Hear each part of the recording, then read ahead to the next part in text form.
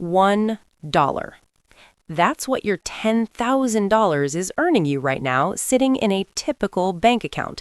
And while inflation quietly runs at nearly 3% a year, your money is shrinking. Today, I'm going to show you exactly how to fix that. Here's the reality most people never face. Saving $10,000 is hard.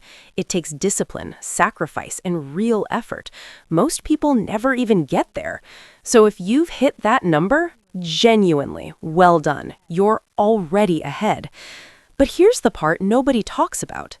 The moment you stop actively managing that money, the moment you park it somewhere and forget about it, it starts working against you.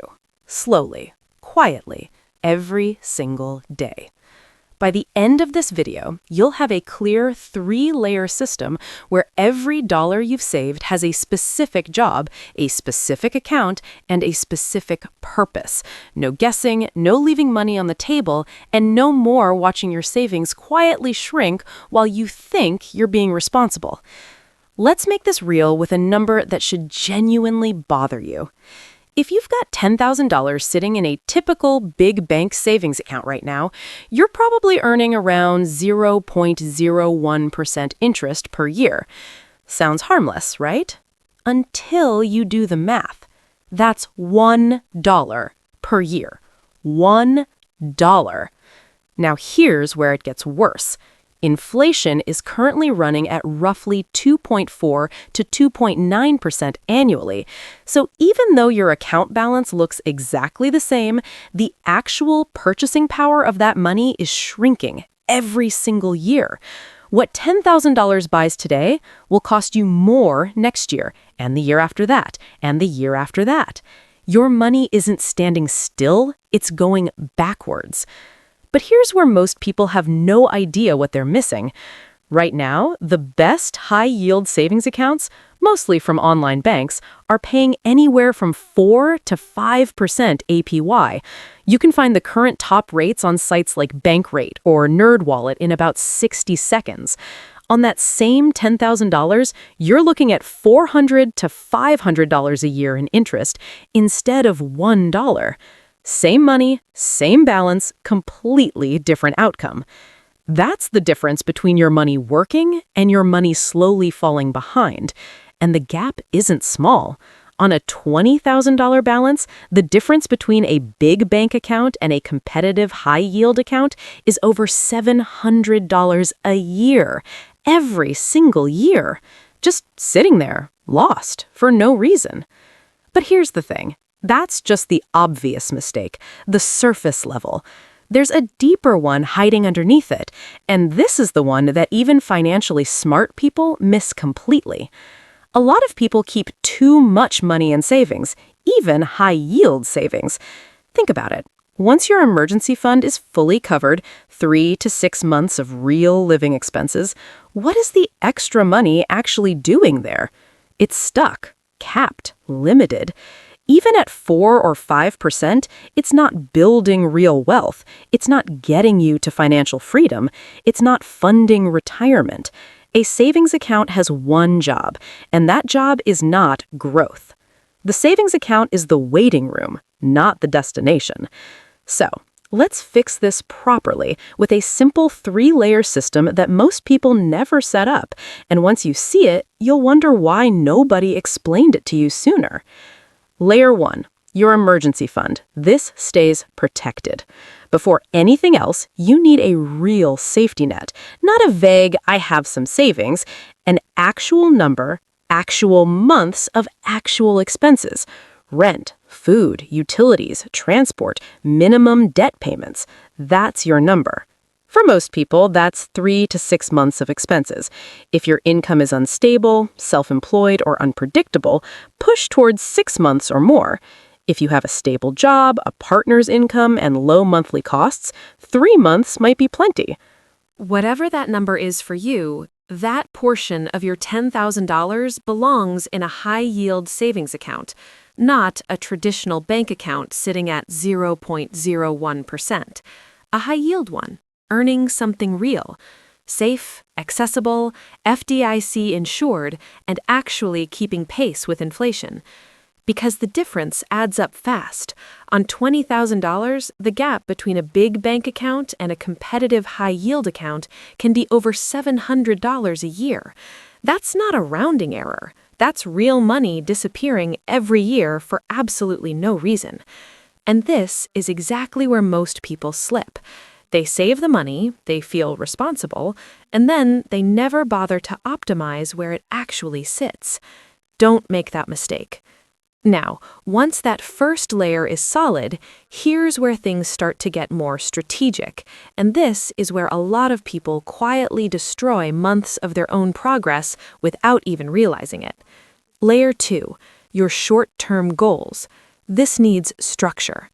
If you've got a goal in the next 1 to 3 years, buying a house, a wedding, a car, a major renovation, this money needs a very specific plan.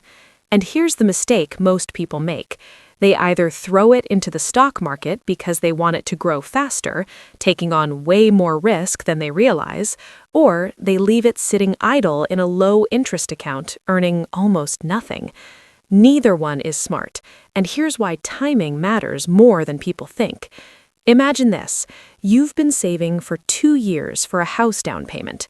You are 2 months from closing on your dream home, and then the market drops 20% in a single week, which has happened multiple times in history, including recently. Suddenly, your down payment is short by thousands of dollars. The deal falls through. 2 years of sacrificing, saving, planning, gone. Not because you did anything wrong, just because you kept the money in the wrong place. That's not a scare tactic. That's a real risk that a simple, boring CD would have completely prevented. CDs, certificates of deposit, are simple.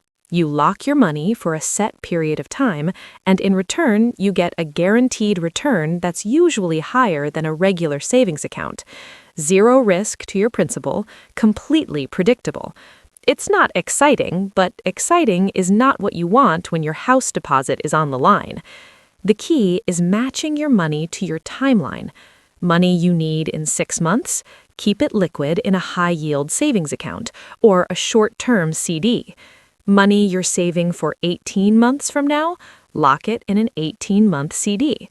This seems like a small detail, but it makes a massive difference because most people keep everything in one account with no structure and no clarity, and when it's time to actually use the money, everything gets messy and stressful fast. Structure removes that stress entirely. Okay, your safety net is set, your short-term goals have a home, but here's where this gets genuinely exciting and a little uncomfortable, because this third layer is where the gap between people who actually build wealth and people who just feel like they're trying to finally opens up, and it comes down to one decision most people keep putting off. Layer 3, long-term money. This is where things actually change. Once your emergency fund is in place and your short-term goals are covered, any money beyond that has one job: grow. Not sit, not wait. Grow. This means investing, retirement accounts like an IRA or 401k, index funds, broad market exposure, the kind of vehicles where your money compounds over time instead of just collecting a small interest payment. And the difference between doing this and not doing this is not small. At 4% in a savings account, $10,000 becomes roughly $14,800 in 10 years. Fine. Okay, something. But at 7 to 8%, which is what diversified index funds have historically averaged over long periods, that same $10,000 becomes around $20,000 in 10 years. Now stretch that to 30 years. Without adding a single extra dollar, not one, that original $10,000 becomes over $76,000. That's not a trick. That's not financial magic. That's just compound interest doing exactly what it does when you stop interrupting it and give it time to work. The savings account cannot do that. The right investment account can. And yes, markets go up and down. Past performance doesn't guarantee future results, but over 10, 20, 30-year periods, broadly diversified index funds have consistently delivered those kinds of returns. The risk of doing nothing, of leaving long-term money in a savings account forever, is actually greater than the risk of investing it properly. This is how wealth is built, not by saving alone, but by putting money in the right place at the right time for the right purpose. The savings account isn't the villain, it's essential, but it has a specific job: safety and short-term access. Using it for everything is like using a hammer for every single job in your house. At some point, you need a different tool. So, here's the whole system in 15 seconds. Layer 1, your emergency fund lives in a high-yield savings account, safe, accessible, actually earning something real. Layer 2, your short-term goals go into CDs, matched to your specific timeline, locked in, guaranteed, zero market risk. Layer 3, everything beyond that goes into investments, where compound interest turns patience into actual wealth. 3 layers, 3 jobs, one $10,000 that finally works as hard as you did to save it. Saving $10,000 isn't the mistake. That's a massive win. The mistake is stopping there, letting it sit in the wrong place and calling it done. You worked hard for that money. It's time it started working just as hard for you. If the next step for you is actually opening your first investment account and you've never done it before and don't know where to start, the next video walks you through it click by click.